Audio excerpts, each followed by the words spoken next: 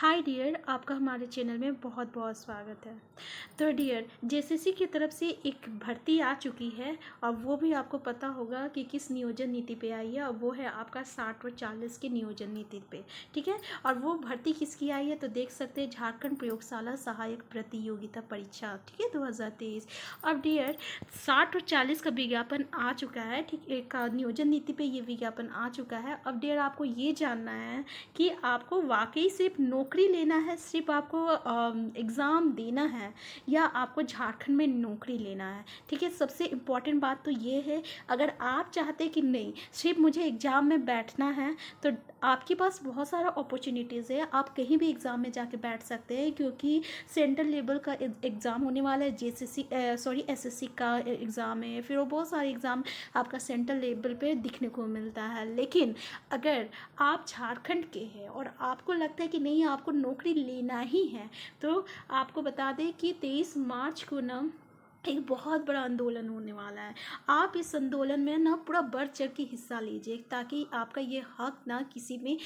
कोई छीन ना सके। क्योंकि मैं आपको बता दूं डियर कि मैं ना महाराष्ट्र में पिछले 7 साल से रह रही हूँ, और यहाँ पे महाराष्ट्र में बहुत सारी वैकेंसी आई है। लेकिन आपको पता है कि इतने साल रहने के बावजूद भी मैं महाराष्ट्र का फॉर्म नहीं भर सकती हूँ। इसके अलावा मैं आपको एक बहुत ही बड़ा बात बता रही हूँ, और वो ये है कि महाराष्ट्र से, ठीक है ना, आपका 6 घंटा का नागपुर से 3 घंटा या 4 घंटा का रास्ता होगा आपका छत्तीसगढ़ रायपुर, और रायपुर में से 3 घंटा के रास्ता, ये 5-6 घंटे के रास्ता, 5-6 घंटा से अगर हम ट्रेन से विज़िट करें तो इतने नज़दीक होने के बावजूद छत्तीसगढ़ के लोग खुद महाराष्ट्र में नहीं भर सकते हैं। छत्तीसगढ़ के बहुत सारे लोग या एमपी के बहुत सारे, क्योंकि उसके एमपी के बॉर्डर में ही आपका महाराष्ट्र पड़ता है ना, तो उनके बॉर्डर के जितने भी लोग होते हैं ना, तो सब यहाँ पे महाराष्ट्र में अपना एजुकेशन ले रहे हैं। लेकिन भी वो लोग यहाँ पे अपना एजुकेशन कंप्लीट कर रहे हैं, फिर भी यहाँ के फॉर्म नहीं भर सकते हैं, क्योंकि यहाँ का फॉर्म जो है ना, सिर्फ यहाँ के लोग, यहाँ के निवासी, महाराष्ट्र के जो एक्चुअल निवासी है ना, जो महाराष्ट्र के हैं, महाराष्ट्रियन, वही लोग इस फॉर्म को फिलअप कर सकते हैं। तो देखिए, यहाँ की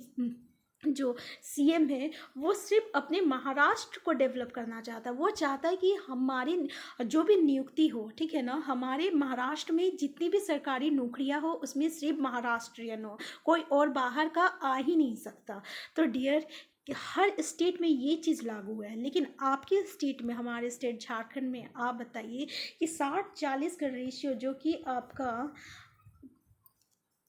एक सेंट्रल लेवल जैसा हो गया, एक सेंट्रल लेवल के एग्जामिनेशन जैसा हो गया, तो क्या आपको लगता है कि आप यहाँ पे नौकरी ले पाएंगे? ठीक है ना, तो ये आप खुद डिसाइड कीजिए कि आपको करना क्या है, करना क्या नहीं है। अगर आपको लगता है कि मेरा एज निकल रहा है और हमको सिर्फ एग्ज़ाम देना है, तो डियर, ये बहुत ही बड़ा बेवकूफ़ी है, क्योंकि अभी वक्त है हमें इसका अगेंस्ट में जितने भी मतलब विरोध करना चाहे कर सकते हैं, और इस नियोजन नीति को खारिज कर सकते हैं। लेकिन एक बार ये अगर हम सब इसका सपोर्ट में रहेंगे, इस चीज़ को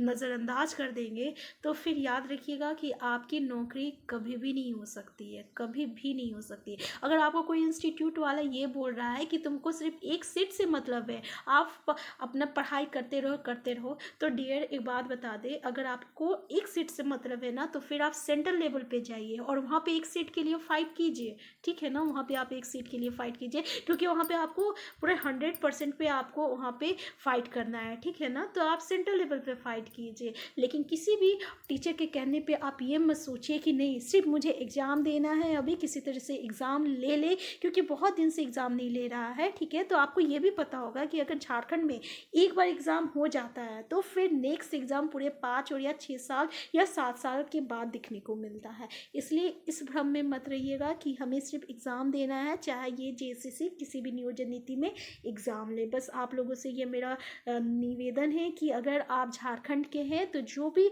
आप आंदोलन हो रहा है, उस आंदोलन में, इस नियोजन नीति के विरोध में पूरे सपोर्ट के साथ आप जो भी छात्र नेता है उनके साथ मिलकर उन्हें सपोर्ट कीजिए।